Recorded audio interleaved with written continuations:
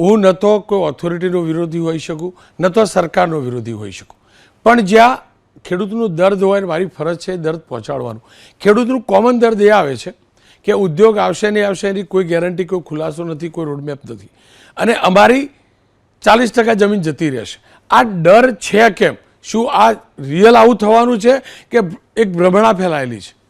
હા, એટલે એમાં શું છે કે જે 40%ની જે વાત કરી એ પછી કલેક્ટરશ્રીને, હુડા અધિકારી બધાને પણ મેં વાત કરી હતી કે ભાઈ આ બધો ડર હવે આવો ઊભો થયો છે, તમે એમને સાંભળો.